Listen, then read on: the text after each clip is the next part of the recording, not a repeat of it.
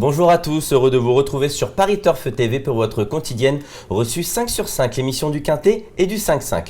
Pour m'accompagner aujourd'hui, Julien Cognam. Julien, bonjour. Bonjour Damien, bonjour à tous. Direction l'hippodrome de Fontainebleau pour le prix Hubert de Cateux ce jeudi. Une course sur 2000 mètres pour 3 ans et plus, la corde à gauche, le terrain est très souple. Julien, quelles sont les particularités de ce tracé ? Fontainebleau, c'est un tracé qui est sélectif. La ligne droite est longue, mais malgré ça, il ne faut pas se tenir trop loin des chevaux de tête. C'est assez compliqué de revenir. Les numéros de corde ? Ils ont leur importance. Voilà, ça se bien se placer rapidement et ça peut faire la différence. D'accord. Sur ce, vous allez nous donner votre sélection, Julien ? Bien sûr. Donc en tête de ma sélection, j'ai placé le 5 Sussudio, l'As Travertine, le 7 Nawal, le 8 Beyond Limits, le 17 Azzato, le 9 Mosquito Borgé, le 10 Invilino et le 16 Aristote. Sans transition, on va parler de votre premier cheval, le numéro 5 Sussudio. J'imagine que vous avez vu son dernier succès, Julien ? C'était très impressionnant au Croisé-la-Roche. C'était un engagement qui était assez facile pour lui, mais il l'a fait avec style. Il a gagné un quintet en début d'année à Compiègne. Il est pris quasiment la même valeur, 1 kilo de plus. Ouais. Il adore le terrain lourd. Il se monte de l'avant. Il est en pleine forme. Il a beaucoup de fraîcheur pour cette fin de saison. J'aime beaucoup.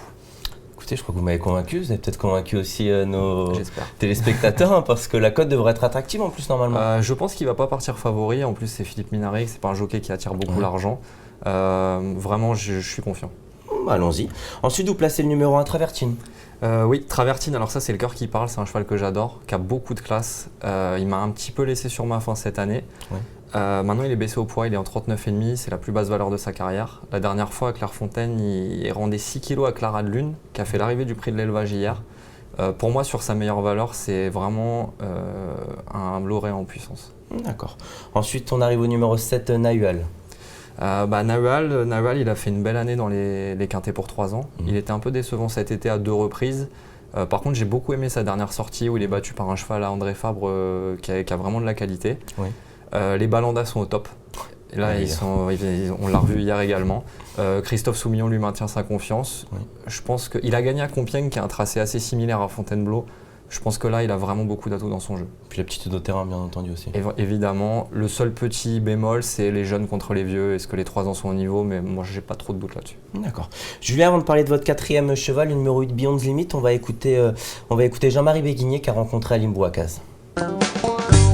Vous présentez Beyond Limit dans le quintet de ce jeudi à Fontainebleau. Le moins qu'on puisse dire, c'est que ce cheval est très régulier dans cette catégorie.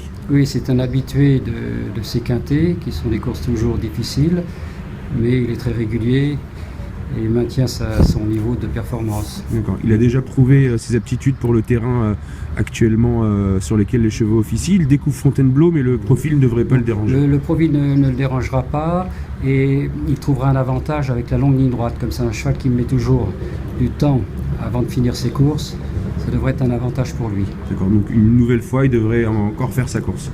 Normalement, oui. Julien, que pensez-vous de Beyond Limit ? Beyond Limits, on le connaît par cœur, hein, c'est une bête à quintet.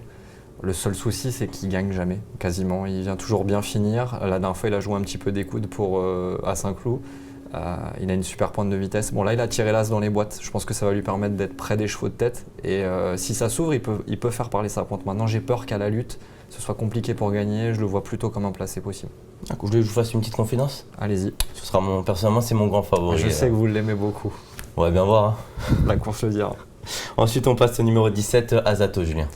Oui, Azzato, c'est un très bon cheval et malheureusement, il a connu des problèmes de jambes qui lui permettent pas toujours de s'exprimer. Il a eu des petites interruptions de carrière et ça. En valeur pure, il a la pointure d'un quintet, il est bien placé en bas de tableau. Le terrain sera juste très souple, tant mieux, parce que moi je préfère que le terrain soit pas trop lourd avec lui. La dernière fois, Borelli s'est montré très courageux, il a eu un parcours 3 nez au vent. Là, avec un meilleur parcours, je pense qu'il peut donner chaud à plusieurs de ses adversaires. C'est un outsider très amusant, je trouve. 2 courses de rentrée en plus, doit être proche de son top. Hein. Je pense, voilà. Et de la fraîcheur. Il a besoin de courir un petit peu et là, le terrain va être nickel. Fontainebleau, je pense que ça devrait lui plaire, la ligne droite. C'est très bien. D'accord, écoutez Julien, on vous remercie pour vos lumières. Demain, vous aurez rendez-vous avec Lucie Van Ecotte à ma place, à la place de Julien. On aura Benjamin Isol. En tout cas, Julien, ça a été un plaisir. De même. Merci à vous et merci à vous tous de nous être fidèles sur Paris Turf TV. Au revoir.